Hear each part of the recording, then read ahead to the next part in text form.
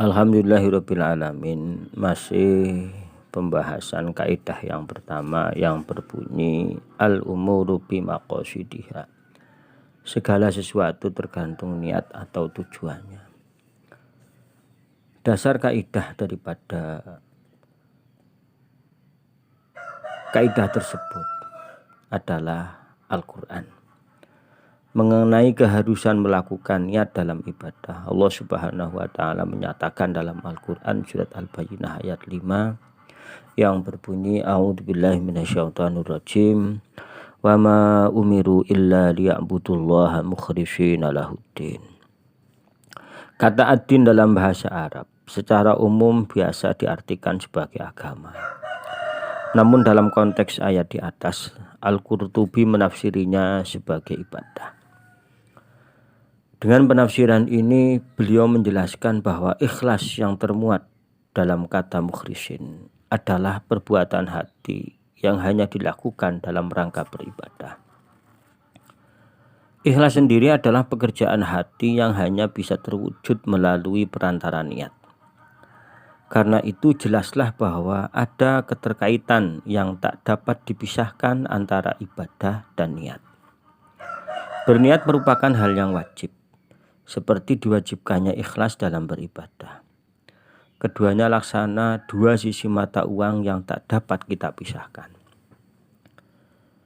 Apabila kita amati secara seksama, dalam ayat ini terdapat rajutan yang sangat kuat antara ibadah, niat, ikhlas dan pengesaan kepada Allah Subhanahu wa Ta'ala. Bagaimana mungkin seorang yang ateis misalnya akan punya niat untuk beribadah? Paling banter ia hanya bertindak dengan orientasi materialisme atau kebendaan yang ada dalam benak mereka. Sama sekali tidak ada dimensi ikhlas dalam hati mereka.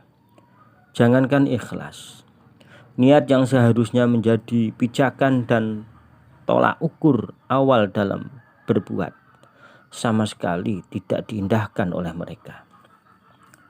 Ada jurang pemisah yang menganga lebar antara pribadi mukmin dan jiwa seorang ateis. Niat, ibadah, ikhlas dan pengesaan pada Yang Maha Kuasa adalah proses berkelanjutan yang selalu terkait satu sama lain dan mampu menunjukkan perbedaan jati diri pada kedua insan tersebut.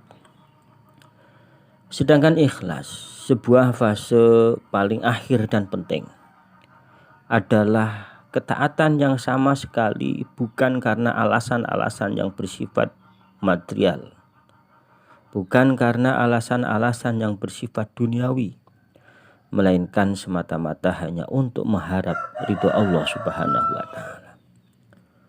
Dengan pendekatan diri pada Allah Subhanahu wa Ta'ala, seorang mukmin dengan sendirinya akan terbedakan dengan seseorang yang tak beragama.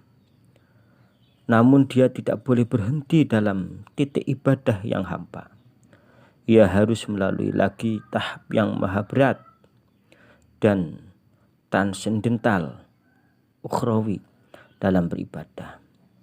Ia harus melakukannya tanpa embel-embel apapun selain mencari ridho ilahi.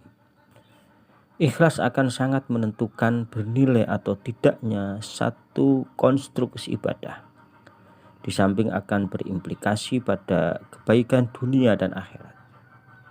Pembahasan mengenai niat, ibadah, ikhlas, dan hal-hal yang bersinggungan dengannya merupakan pesan terdalam ayat di atas.